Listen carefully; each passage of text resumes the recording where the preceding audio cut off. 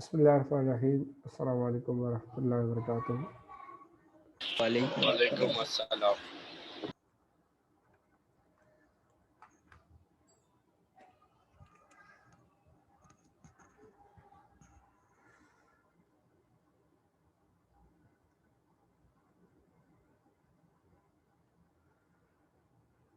अच्छा जी, chapter number 4 चल रहा है हमारा, और चैप्टर नंबर 4 में लास्ट टाइम हम लोगों ने थ्योरम थ्योरम और उसकी एक एग्जांपल पढ़ी थी।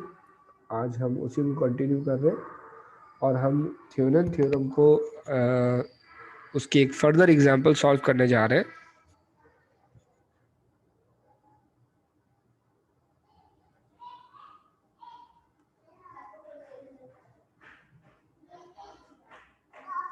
और लास्ट टाइम हम लोगों ने जो एग्जांपल सॉल्व की थी, उस एग्जांपल में हमने देखा था कि हमारे पास सर्किट में सिर्फ इंडिपेंडेंट सोर्सेज मौजूद थी, जबकि आज जो हम एग्जांपल सॉल्व करने जा रहे हैं इसमें हमारे पास डिपेंडेंट सोर्सेज भी मौजूद हैं। सो हम थ्योरम थ्योरम को एक बार दोबारा उसके एक एग्जांपल करने जा रहे हैं, और ये हम इस तरह के सर्किट्स के लिए थ्योरम थ्योरम पढ़ रहे हैं जिसमें डिपेंडेंट सोर्स मौजूद है हमारे पास। ठीक है,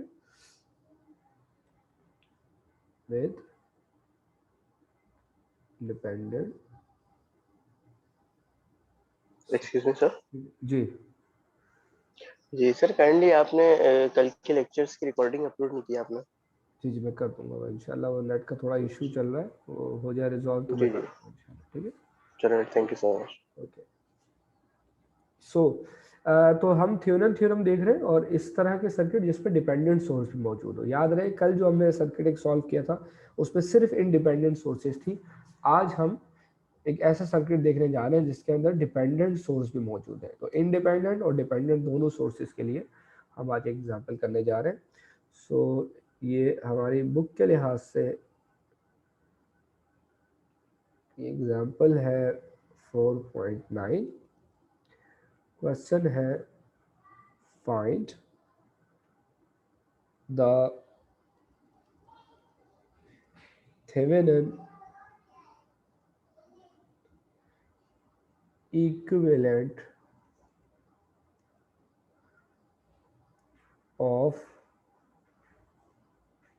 the circuit in figure। इसके साथ एक फिगर गिवन है at टर्मिनल ए बी। ठीक है, तो हमें कहा जा रहा है कि एक सर्किट है, उस सर्किट का थेवेनिन इक्विवेलेंट हमें ऑब्टेन करना है और फाइंड करना है। ठीक है, और थेवेनिन इक्विवेलेंट क्या होता है ये हम लास्ट टाइम डिस्कस कर चुके हैं कि हम किसी भी सर्किट को जो है वो थेवेनिन इक्विवेलेंट फॉर्म में रिप्रेजेंट कर सकते हैं, जिसमें एक रेजिस्टर होता है जिसे आर थेवेनिन कहा जाता है और एक वोल्टेज होती है जिसे वी थेवेनिन कहा जाता है। ठीक है, तो सबसे पहले हम सर्किट देख लेते हैं।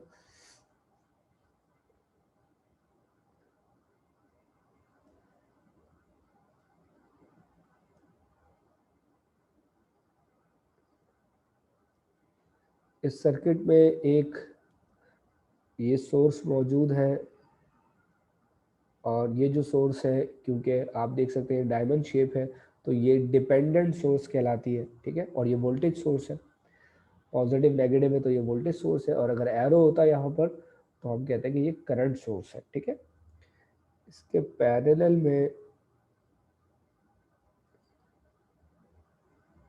एक रेजिस्टर कनेक्टेड है, और ये है 2 ओम का।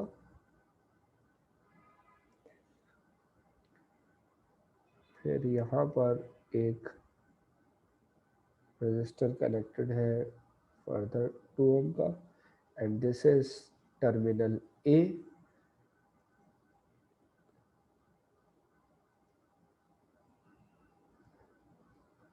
यहाँ पर एक 4 ओम का रेजिस्टर कनेक्टेड है, 4 ओम्स, एंड ये बताया गया है कि यहाँ जो वोल्टेज है ये वी एक्स है। के साथ साथ यहाँ पर एक इंडिपेंडेंट करंट सोर्स है 5 एम्पियर की,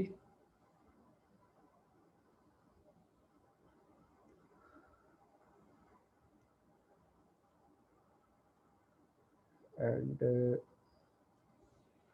यहाँ पर भी एक रजिस्टर है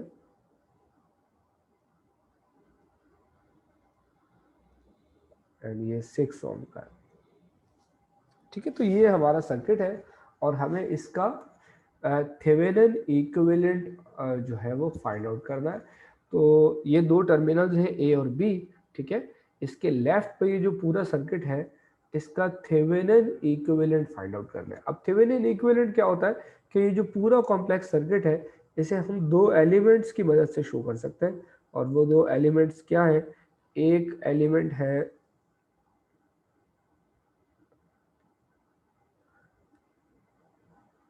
आर थेवेनिन और दूसरा एलिमेंट है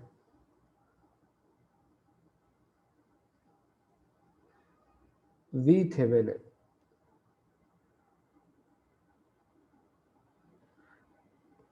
और ये हैं दो टर्मिनल ए और बी।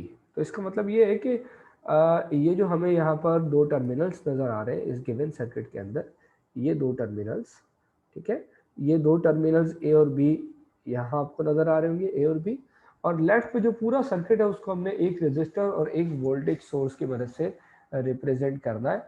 और जाहिर सी बात है अगर हम इस पूरे सर्किट को इस एक सिंप्लीफाइड सर्किट की फॉर्म में लिखना चाहते हैं तो हमें आर थेवेनिन पता होना चाहिए और वी थेवेनिन पता होना चाहिए। तो हमारा ऑब्जेक्टिव अब ये होगा कि हम इस पूरे सर्किट को इस तरह रिप्रेजेंट कर सकते हैं, लेकिन उसके लिए आर थेवेनिन और वी थेवेनिन की वैल्यूज़ का होना ज़रूरी है। लिहाजा अब हम इन दोनों की वैल्यूज़ फाइंड आउट करने जा रहे हैं, ठीक है। तो इसको मैंने लास्ट टाइम स्टेप्स में करवाया था, तो हम स्टेप्स को ही फॉलो कर लेते हैं। पहला स्टेप, स्टेप 1 है, इस स्टेप में हम फाइंड करने जा रहे हैं R Thevenin, find R Thevenin. और आर थेवेनिन फाइंड आउट करने के लिए कुछ पॉइंट्स मैंने लास्ट टाइम बताए थे। पहला पॉइंट था कि हम लोड को रिमूव कर देते,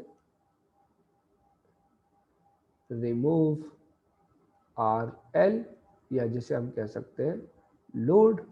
और आमतौर पर ये लोड जो होता है ये दोनों टर्मिनल्स के दरमियान कनेक्टेड होता है, ठीक है, ये होता है बिटवीन टर्मिनल्स ए बी। इत्तेफाक से ये जो सर्किट हमें गिवन है इसमें ए और बी के दरमियान ऑलरेडी लोड रिमूव हो चुका है, यानी यहाँ लोड गिवन ही नहीं है तो ऑलरेडी लोड यहाँ मौजूद नहीं है। अगर ए और बी के दरमियान लोड होता, जैसा कि लास्ट एग्जांपल में हमने देखा था, तो हम उस लोड को रिमूव कर देते, ठीक है। तो ये यहाँ पर ऑलरेडी मौजूद नहीं है। बी, हम देखेंगे कि हमारे सर्किट के अंदर जो इंडिपेंडेंट सोर्सेज हैं हमें उन्हें रिमूव करना है। तो आप इस सर्किट पे अगर देखें तो ये एक इंडिपेंडेंट सोर्स है, ठीक है, और ये करंट सोर्स है, जबकि ये डिपेंडेंट सोर्स है। तो हमें सिर्फ इंडिपेंडेंट को रिमूव करना है, ठीक है। करंट सोर्स होती है तो हम उसको ओपन कर देते हैं और वोल्टेज सोर्स होती है तो उसे शॉर्ट कर देते हैं। तो ये एक इंडिपेंडेंट करंट सोर्स है, लिहाजा इसको हम यहाँ से हटा देंगे, इसे रिमूव कर देंगे। सो हमें रिमूव करना है I S stand for current source, ठीक है। एंड मैं इसको लिख देता हूं कि ये इंडिपेंडेंट करंट सोर्स है। सिर्फ इंडिपेंडेंट को रिमूव करना है, डिपेंडेंट को रिमूव नहीं करना, ठीक है। और जब करंट सोर्स को हम रिमूव करते हैं तो उसे हम ओपन सर्किट कर देते हैं, ठीक। तो लोड को रिमूव करना है, लोड यहाँ पहले से ही मौजूद नहीं है, और करंट सोर्स मौजूद है इंडिपेंडेंट, तो उसे रिमूव करना है। अगर वोल्टेज सोर्सेज होती तो हम उसे भी रिमूव कर देते हैं, और वोल्टेज सोर्स को रिमूव करने के लिए हम सर्किट को शॉर्ट कर देते हैं, ठीक है। तो अब हम इसको दोबारा रीड्रॉ करते हैं इस डायग्राम को, इस सर्किट डायग्राम को, और इसमें हमें क्या करना है कि यहाँ से इस करंट सोर्स को हटा देना है। तो अब हमारे पास जो पोर्शन बचेगा वो सिर्फ ये वाला होगा, क्योंकि यहाँ से ये सोर्स जो है वो हट जाएगी, करंट सोर्स। सो अपेरेंटली हमारे पास जो डायग्राम बनेगी वो इस तरह बनेगी कुछ। फॉर एग्जांपल ये हमारे पास डिपेंडेंट वोल्टेज सोर्स है 2Vx,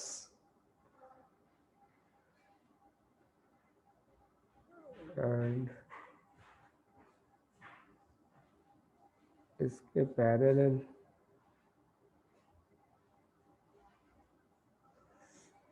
यहाँ एक रेजिस्टर है 2 ओम का,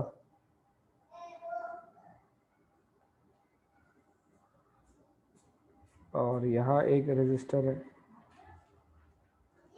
2 ओम का, जबकि यहाँ पर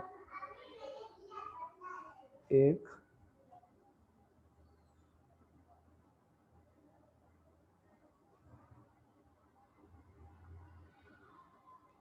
4 ओम का रेजिस्टर है।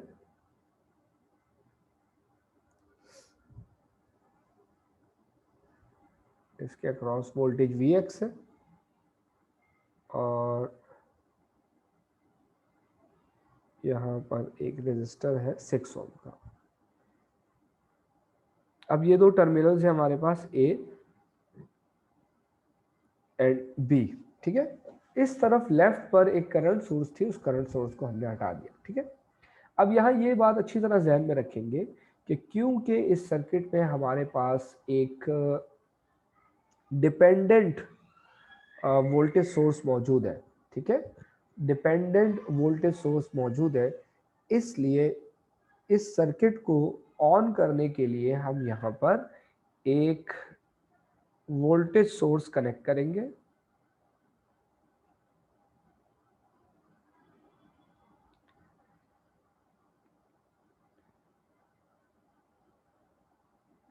फॉर एग्जाम्पल इसको हम कह देते हैं V0, और इससे जो करंट आ रहा है इसको हम कह देते हैं I0। ये वोल्टेज सोर्स कब कनेक्ट करेंगे? जब हमारे सर्किट के अंदर कोई डिपेंडेंट वोल्टेज सोर्स मौजूद होगी। फॉर एग्जांपल अगर ये डिपेंडेंट वोल्टेज सोर्स इस पर ना होती तो फिर इस वोल्टेज सोर्स को कनेक्ट करना ज़रूरी नहीं है, और हम अपनी आसानी के लिए इसकी कोई भी वैल्यू ले लेंगे। फॉर एग्जांपल इसकी वैल्यू हम अपनी आसानी के लिए 1 वोल्ट ले लेते हैं। ये याद रखें कि हम आर थेवेनिन फाइंड आउट कर रहे हैं, और आर थेवेनिन जो हमें मिलेगा वो इस जगह मिलेगा, इन दोनों टर्मिनल्स के दरमियान, ए और बी के दरमियान हमें आर थेवेनिन मिलेगा। और क्योंकि हमने अब यहाँ एक वोल्टेज सोर्स कनेक्ट कर दिए, लिहाजा इस वोल्टेज सोर्स के अक्रॉस जो रेजिस्टेंस होगी उसी को हम आर थेवेनिन कहेंगे। रेजिस्टेंस आमतौर पे ओम्स लॉ होता है V is equals to I R. तो अगर हमें I फाइंड आउट करना है तो ये हो जाएगा V upon I, sorry R find out करना है तो ये हो जाएगा V upon I. So R Thevenin would be equals to V not divided by I not. इसका मतलब ये हुआ कि अगर हम R थेवेनिन फाइंड आउट करना चाहते हैं तो हमें V नॉट तो हमने खुद से एज्यूम करना है, हमें I नॉट की वैल्यू फाइंड आउट करनी होगी, और I नॉट की वैल्यू फाइंड आउट करने के बाद हम R थेवेनिन कैलकुलेट करने के काबिल हो जाएंगे, ठीक है। तो हमारा यहाँ जो ऑब्जेक्टिव होगा वो क्या होगा कि हम इस I नॉट की वैल्यू को फाइंड आउट करें। अब क्योंकि यहाँ पर हमारे पास वोल्टेज सोर्स है, यहाँ भी हमारे पास वोल्टेज सोर्स है, तो हमारे लिए बेहतर है कि हम मैश एनालिसिस को यहाँ पर अप्लाई करें। तो अगर हम गौर कर सकें तो यहाँ पर हमारे पास कुछ मैश या लूप्स बन रहे हैं। फॉर एग्जांपल एक लूप ये बन रहा है, इसको हम कह देते हैं, इस लूप के करंट को I1 कह देते हैं, ठीक है। एक लूप हमारे पास ये बन रहा है, इसके करंट को हम I2 कह देते हैं, और एक लूप हमारे पास ये बन रहा है, इसके करंट को हम I3 कह देते हैं, ठीक है। तो अब हम अप्लाई करने जा रहे हैं, लूप एनालिसिस या मैश एनालिसिस। ऑब्जेक्टिव क्या है? करंट I0 फाइंड आउट करना है। करंट I0 क्यों फाइंड आउट करना है? वो इसलिए फाइंड आउट करना है ताकि हम आर थेवेनिन कैलकुलेट कर सकें which is V not upon I not. So mesh analysis apply कर रहे हैं और सबसे पहले मैश या लूप एनालिसिस अप्लाई कर रहे हैं एट लूप 1, ठीक है। लूप 1 अगर आप यहाँ देखें ये लूप 1 है, ठीक है। मैश एनालिसिस अगर आप रिकॉल करें, हम पीछे पढ़ चुके हैं, मैश एनालिसिस में हम किरचॉफ वोल्टेज लॉ यानी केवीएल अप्लाई करते हैं। मैं इसको यहाँ लिख देता हूँ, हम केवीएल अप्लाई करते हैं, किरचॉफ वोल्टेज लॉ अप्लाई करते हैं और किरचॉफ वोल्टेज लॉ के मुताबिक किसी भी लूप के अंदर जो टोटल वोल्टेज होती है उनका सम वो 0 के बराबर होता है, ठीक है। तो अगर हम यहाँ से स्टार्ट करें, देखिए लूप हमारा इस तरह चल रहा है, नेगेटिव से पॉजिटिव की तरफ जा रहे हैं, तो ये जो हमारे पास वोल्टेज होगी ये नेगेटिव होगी, तो लिहाजा -2Vx। फिर हम इस तरफ जा रहे हैं, इस तरह यहाँ जो हमारे पास जो वोल्टेज होगी वो क्या होगी, वोल्टेज होती है रेजिस्टेंस मल्टीप्लाई बाय करंट। तो रेजिस्टेंस 2 है और करंट यहाँ पर 2 है, I1 भी है और I2 भी है। तो हम क्योंकि इस लूप की बात कर रहे हैं तो हम I1 में से I2 को माइनस कर देते हैं। लिहाजा हम पीछे पढ़ चुके हैं अच्छी तरह, रेजिस्टेंस 2 है और एक ही रजिस्टर में जब 2 करंट होते हैं तो उनको सब्ट्रैक्ट किया जाता है, तो हम I1 में से I2 को माइनस कर देंगे। तो resistance multiplied by current is voltage and this must be equal to 0, ठीक है। आपको यहाँ नजर आ रहा होगा, बस सिर्फ यहाँ दो ही एलिमेंट है, इसके वोल्टेज -2Vx है और इसका जो वोल्टेज हमने जो कैलकुलेट किया इसकी वोल्टेज ये 2 multiply by I1 minus I2, क्योंकि ये रेजिस्टर दोनों लूप्स के दरमियान आ रहा है, ठीक है। अब अगर इसे हम थोड़ा सा फर्दर सॉल्व करें तो फॉर एग्जाम्पल यहाँ से -2 अगर हम कॉमन ले लें तो और -2 को उठा के वहाँ ले जाएं तो ये 0 है, जब ये डिवाइड होगा तो वैसे 0 हो जाएगा, तो ये हो जाएगा Vx minus I1 minus I2 is equal to 0, या Vx बराबर हो जाएगा, ये पूरी वैल्यू अगर वहाँ चली जाए I1 माइनस I2 और इसे हम कह देते हैं इक्वेशन नंबर 1, ठीक है। Vx is equal to I1 minus I2।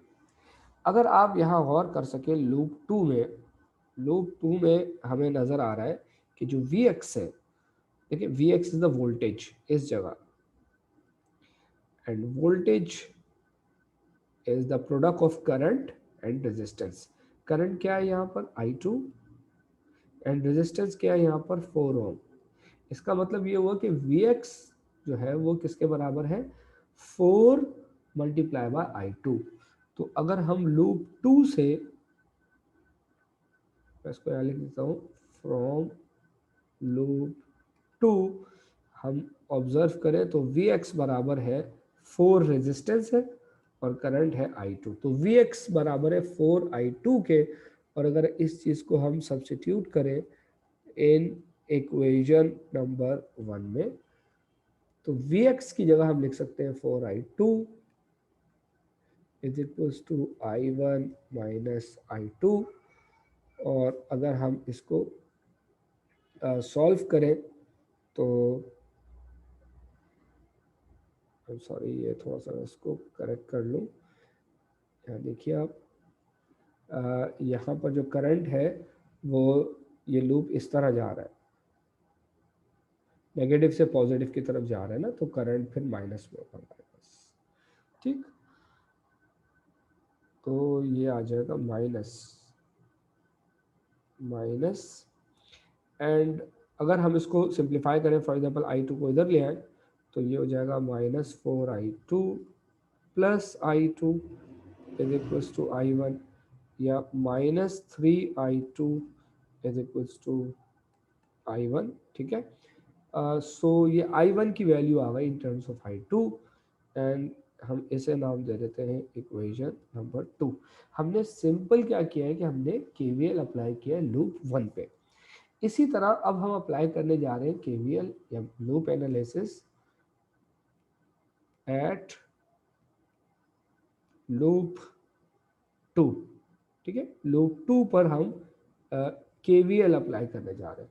So loop 2 पर अगर हम KVL अप्लाई करेंगे, लूप 2 हमारा ये रहा, इस लूप में सॉरी। सो इस लूप में हमारे पास देखें करंट I2 है, हमें वोल्टेजेस का सम करना है। तो अगर हम फॉर एग्जांपल यहाँ से स्टार्ट करें तो हमारे पास यहाँ पर 4 जो है वो रेजिस्टेंस है और जो करंट है वो I2 है। सो इसलिए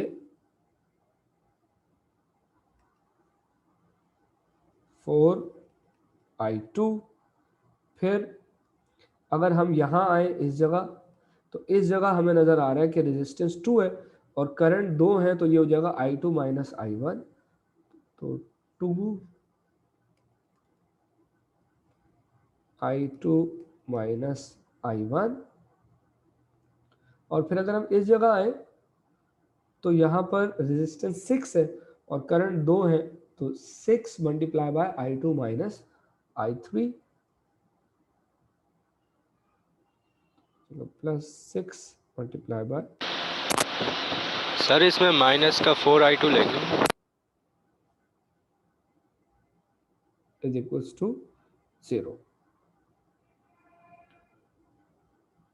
अच्छा, देखिए यहाँ पर ये जो जब हम लूप 2 की बात कर रहे हैं तो लूप 2 में ये बात याद रखें कि ये जो हमारे पास रजिस्टर हमें नज़र आ रहा है, ये वाला रजिस्टर, इस रजिस्टर से अगर हम कंपैरिजन करें इस लूप के हिसाब से, तो याद रखें कि ये जो रजिस्टर है ये कोई वोल्टेज सोर्स नहीं है। ठीक है, मैं इसको भी एक्सप्लेन करता हूँ लेटर ऑन। मैं थोड़ा सा इसको पहले सॉल्व कर लूँ, मैं इस चीज़ को एक्सप्लेन करता हूँ। ठीक है, सो अगर हम इसको सिंप्लीफाई करें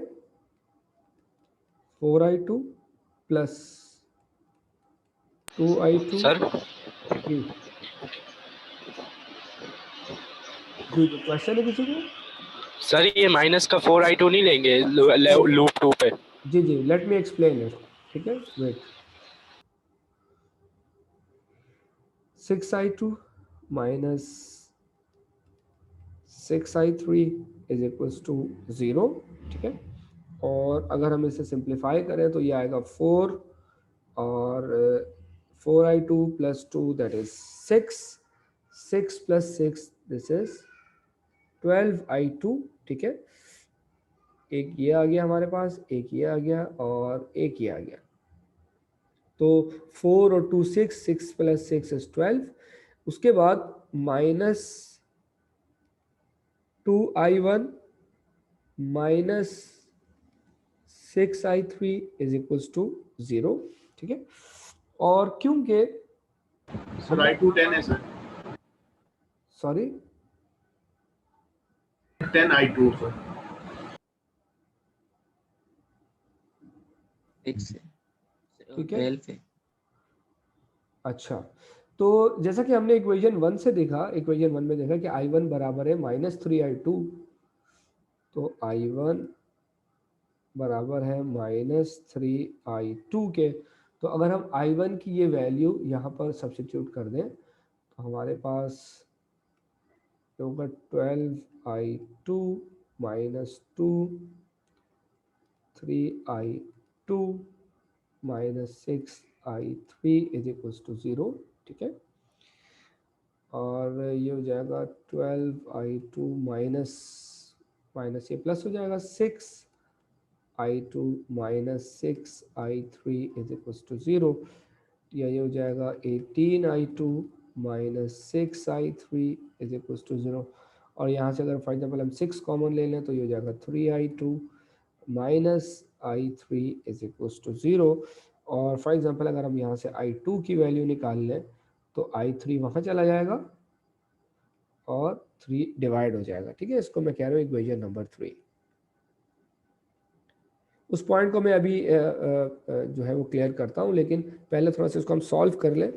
ठीक है, तो ये हमने अभी लूप 2 की बात की। इसी तरह अगर हम बात करें एट लूप 3, अगर हम इस पर KVL अप्लाई करें इस लूप पर, तो लूप 3 अगर हम ऑब्जर्व करें, लूप 3 में हमारे पास फॉर एग्जाम्पल हम यहाँ से स्टार्ट करते हैं तो 6 ओम का रेजिस्टर है और 2 करंट है इसमें, तो ये हो जाएगा 6 multiply bye I3 minus I2। So this would be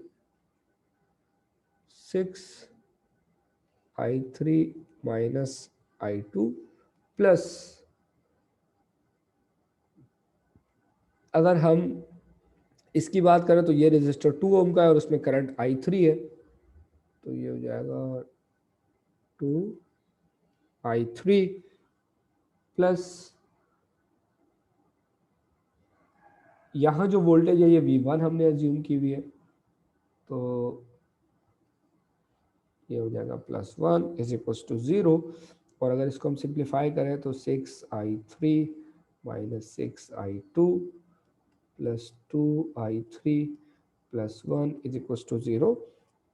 and अगर इसको थोड़ा सा सिंप्लीफाई कर ले हम, ये 6 है और ये 2 है, तो ये हो जाएगा 8I3 minus 6I2 plus 1 is equal to 0। और जैसा कि हमने देखा कि I2 बराबर है I3/3, मैं इसको लिख देता हूँ I2 is equal to I3/3। तो अगर हम इस चीज़ को यहाँ पर यूज़ करें इस इक्वेशन में, तो 8I3 माइनस 6 और ये हो जाएगा I3/3 plus 1 is equal to 0, और 3 1 ज़ा 3 3 2 ज़ा, तो ये हो जाएगा 8I3 minus 2I3 plus 1 is equal to 0। और अगर इसको हम सिंप्लीफाई करें तो ये 6 आएगा, 1 वहाँ चला जाएगा, तो I3 हमारे पास आ जाएगा -1/6। This is I3।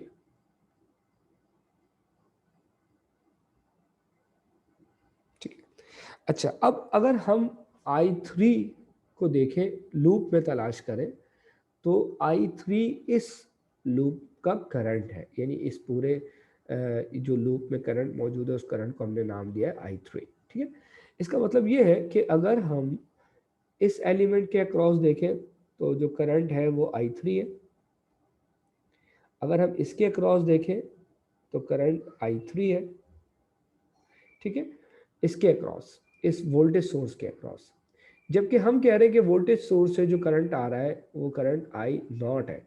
तो दरअसल I0 और I3 एक ही चीज़ है, लेकिन फ़र्क ये कि I3 की डायरेक्शन लूप के हिसाब से अगर हम देखें, अगर ये डाउनवर्ड है तो I0 जो है वो अपवर्ड है, लिहाजा I0 और I3 एक ही चीज़ है, बट डायरेक्शन का फ़र्क है। सो इसलिए हम ये कह सकते हैं कि I0 बराबर होगा -I3 के। ठीक है, क्योंकि ये वही करंट है लेकिन डायरेक्शन ऑपोजिट है, so I0 would be equal to minus, और I3 की वैल्यू है -1/6, तो I0 हमारे पास आ जाएगा 1/6। This is I0। अब क्योंकि I0 की वैल्यू हमारे पास आ गई, मैंने शुरू में आपको बताया कि हमें जो है वो आर थेवेनिन की वैल्यू फाइंड आउट करनी थी, जिसके लिए V0 हमने अज्यूम किया हुआ, और I0 की वैल्यू चाहिए थी। I0 हमारे पास आ चुका, अब आर थेवेनिन हमें फाइंड करना है V0/I0 की मदद से। So R Thevenin would be equals to V0 divided by I0. V0 was 1 and I0 is 1/6, तो अपेरेंटली हमारे पास आर थेवेनिन इसकी वैल्यू आ जाएगी 6 ओम।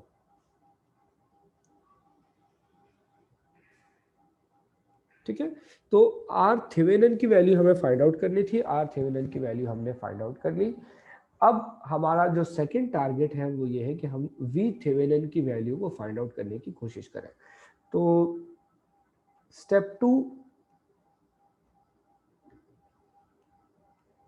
में हम फाइंड आउट करेंगे V Thevenin. Find V Thevenin. ठीक है, और वी थेवेनिन फाइंड आउट करने के लिए मैंने लास्ट टाइम जब आपको एग्जाम्पल करवाई थी तो मैंने 2 स्टेप्स बताए थे। उसमें पहला स्टेप तो वही था कि हमें लोड को रिमूव करना है। ठीक है,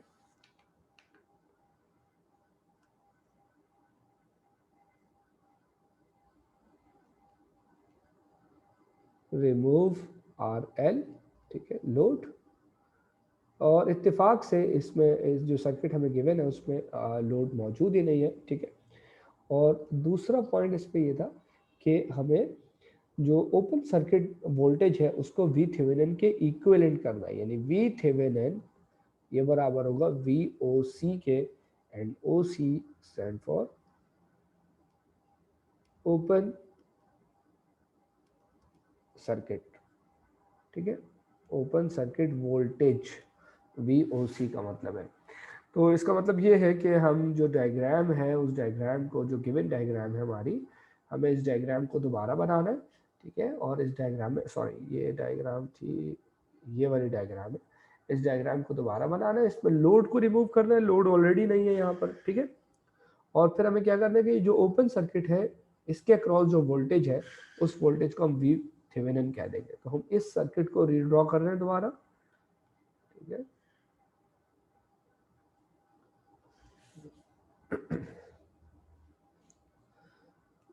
तो यहाँ पर ये एक वोल्टेज सोर्स आ गई हमारे पास, dependent voltage source, this is 2Vx and यहाँ पर रेजिस्टर आ गया 2 ओम का,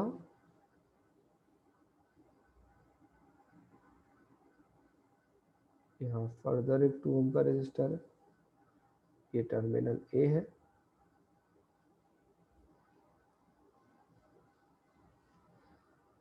और यहाँ हमें एक करंट सोर्स गिवन थी 5 एम्पियर, एंड यहाँ पर एक रेजिस्टर मौजूद है 4 ओम का, और यहाँ इसके क्रॉस वोल्टेज Vx है,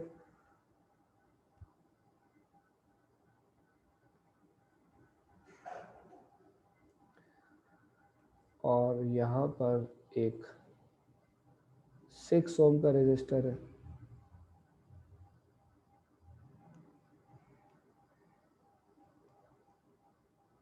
दिस इज ऑफ 6 ओम, ठीक है, और हमें करना ये है कि ये जो ओपन टर्मिनल है इसका ए बी, इसके अक्रॉस जो वोल्टेज है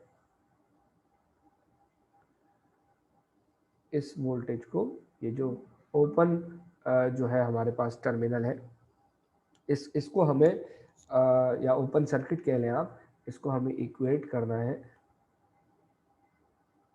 वी थेवेनिन के, ठीक है, और ये वोल्टेज हमें कैलकुलेट करनी है। अच्छा, इसमें एक इम्पॉर्टेंट पॉइंट ये है कि क्योंकि आप हमें पता है कि पैरेलल में वोल्टेज सेम होती है, लिहाजा ये और ये दोनों एक दूसरे के पैरेलल हैं, लिहाजा जितनी वोल्टेज यहाँ होगी उतनी वोल्टेज यहाँ होगी। सो हम यूँ भी कह सकते हैं कि इस 6 ओम रेजिस्टर के अक्रॉस अगर हम वोल्टेज फाइंड कर लें तो दरअसल वही वोल्टेज वी थेवेनिन की वोल्टेज होगी, ठीक है।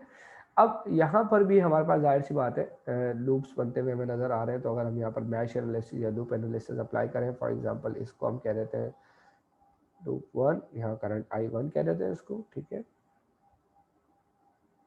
इसे हम कह देते हैं I2,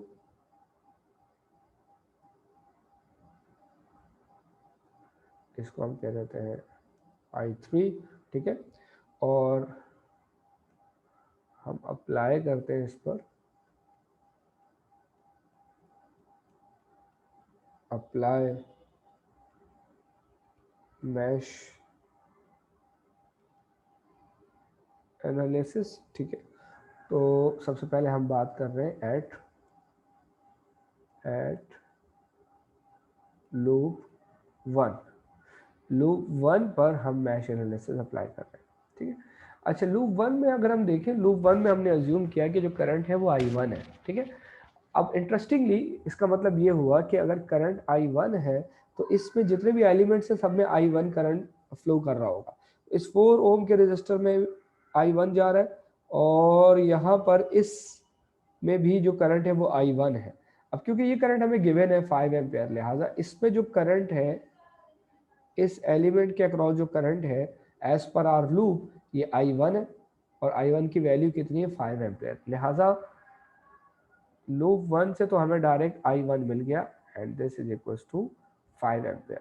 ठीक है, इसे हम कह रहे थे इक्वेशन नंबर 1। उसके बाद अगर हम बात करें एट लूप 2,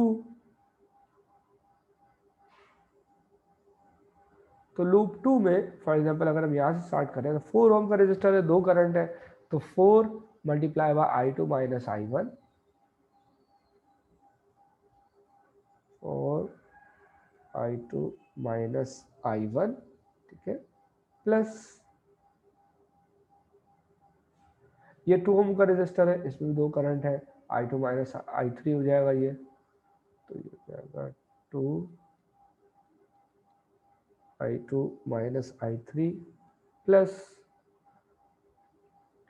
6 ओम का रेजिस्टर है, इसमें एक ही करंट है I2, ये हो जाएगा 6 I2 and this is equals to 0।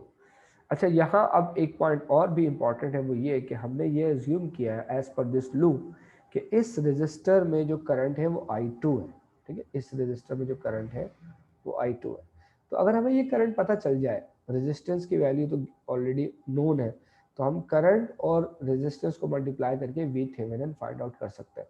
लिहाजा हमें वी थेवेनिन फाइंड करना है, उसके लिए हमारा टारगेट क्या होना चाहिए कि हम I2 फाइंड आउट कर लें। I2 अगर फाइंड हो जाएगा तो हम वी थेवेनिन फाइंड आउट कर लेंगे।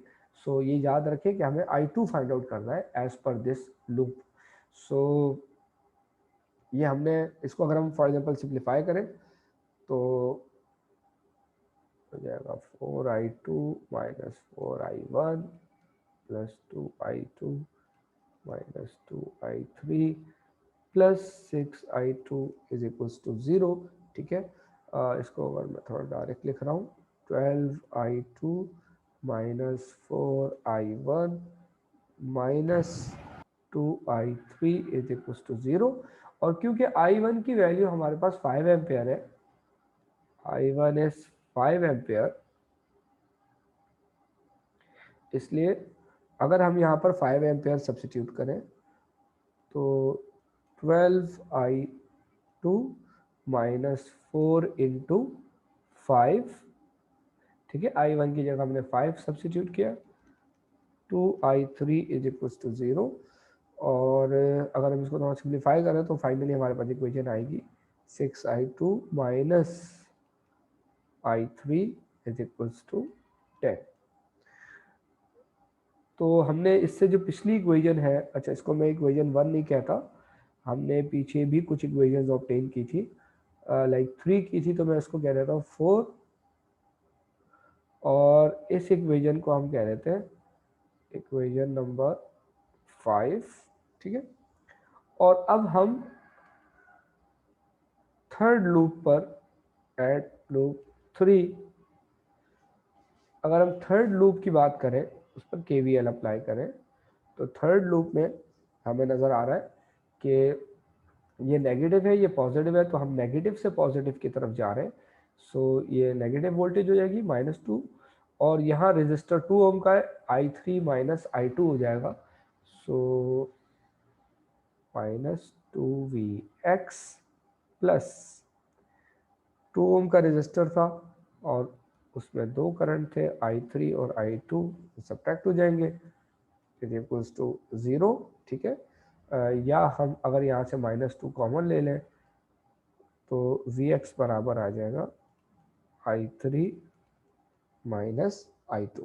ठीक है, अब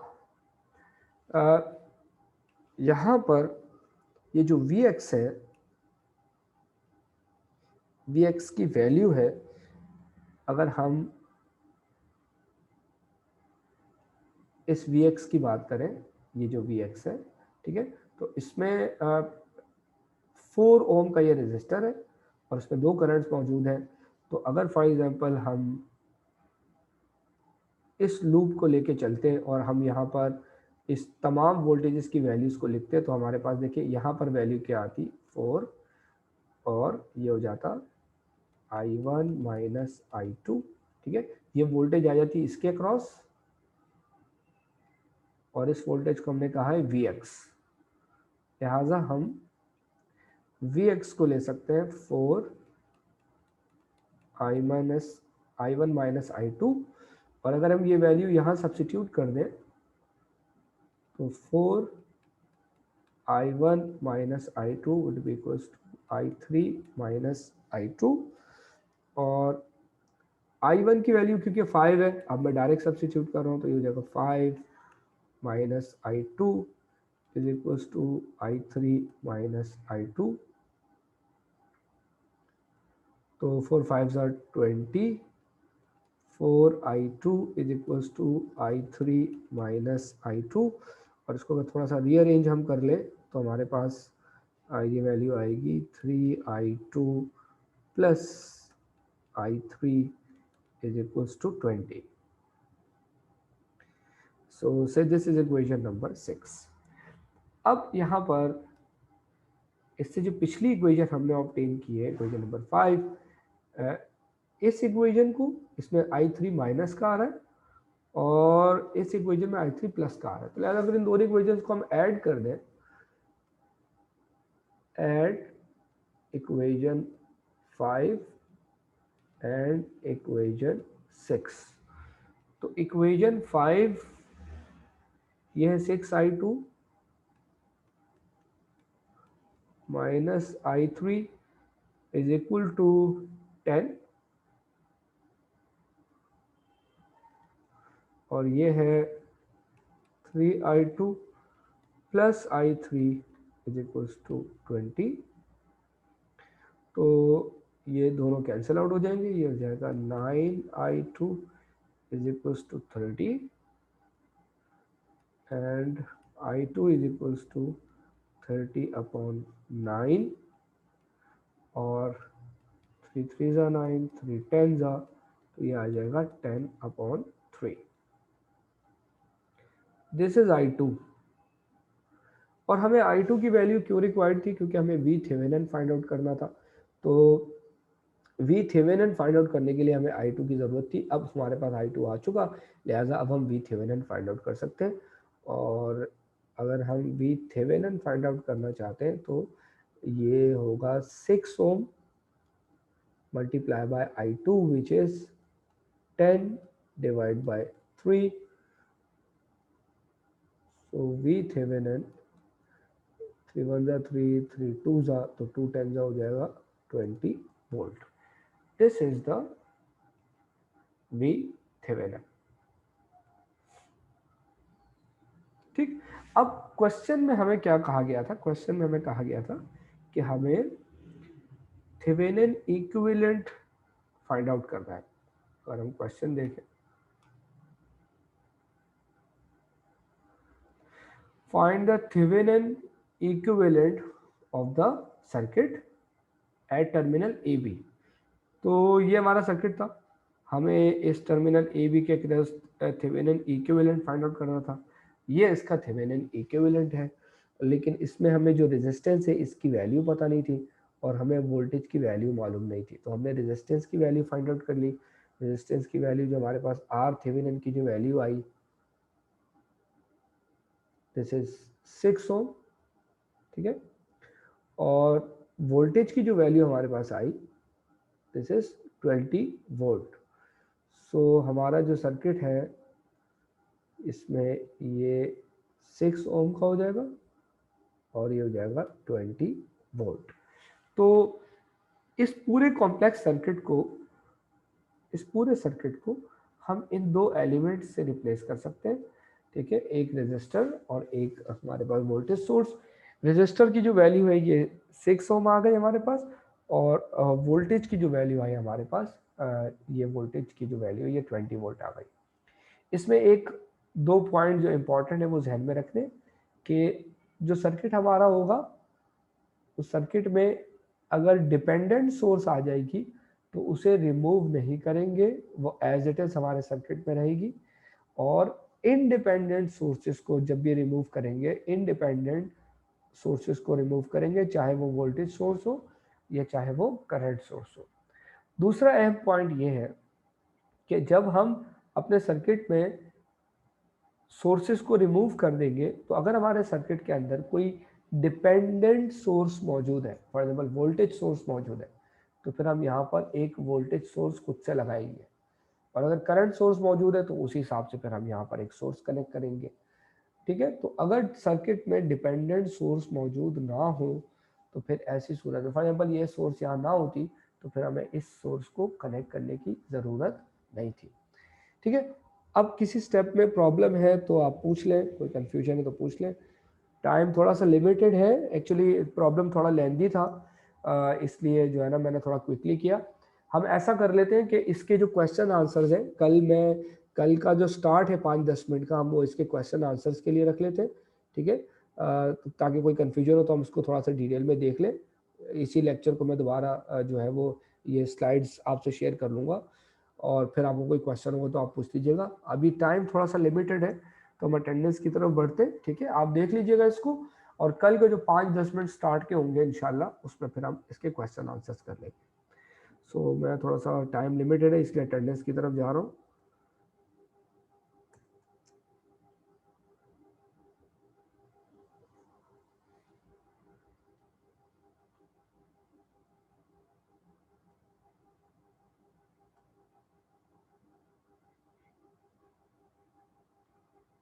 Syed Agha Mohammad, present sir. Mugira Ahmed, Shaikh Hamza Yasin, present sir. Mohammad Umar Hashmi, sir present है। सुहेब, सर मैं भी प्रेजेंट हूँ। सर हमारी की लाइट चली गई थी और प्रेजेंट है सर ने, उन्होंने बोला था प्रेजेंट है। Syed Mohammad Mudassir, present sir. Mohammad Ali Rizvi, present sir. Junaid Hasan, Mohammad Khalid Jamal, sir Junaid भी प्रेजेंट है, माइक नहीं चल रहा। माइक नहीं चल रहा तो उन्हें कहें कम से कम टाइप कर लें। लिखा वैसा चैट बॉक्स में उन्होंने। लिखा, ठीक है। मोहम्मद खालिद जमाल प्रेजेंट है। Yes sir present. Mohammad Talha Rizwan, Huzaifa bin Shaukat, present sir. Arshad Ali, present sir. Abdullah Sohag, present sir. Syed Mohammad Habib, Janzeb Ali Khan, present sir. Syed Mohammad Habib present. Janzeb Ali Khan, Mohammad Ali, Mohammad Mouzam, Mohammad Asim, present है सर। ये तलहा तारिक का मैसेज आया है, ठीक है। Syed Yosha Qazi, yes sir. सैयद अनस अहमद, जवाद खान जी, इनका भी मैसेज आया है। Syed Musab Ali, present sir. Amadur Rahman, present sir. Mohammad Yusuf, Ashfan Nathan, Mohammad Yusuf present है। Present Ashfan sir. Nathan present है। प्रेजेंट। ठीक है, ठीक है। Talha Usmani, present sir. Lareb Rashid, Yes, sir.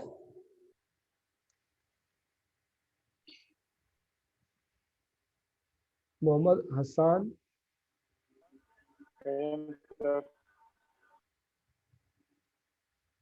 Mohammad Talha,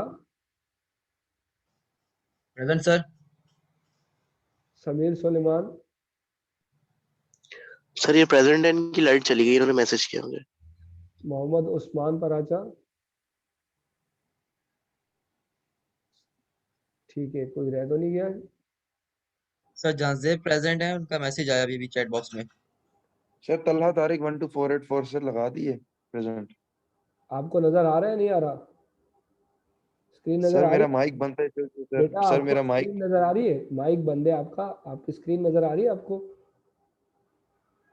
Talha Tariq की लगी हुई है ना अटेंडेंस? अच्छा, और कोई रह गया है? Anyone else? ठीक है, तो फिर इंशाल्लाह ये कि कल आप इसको एक बार गो थ्रू कर लें, कोई कंफ्यूजन होगी तो इंशाल्लाह फिर हम इसको कल एड्रेस कर लेंगे, फिर हम आगे बढ़ेंगे इंशाल्लाह। ठीक है, अल्लाह हाफिज़।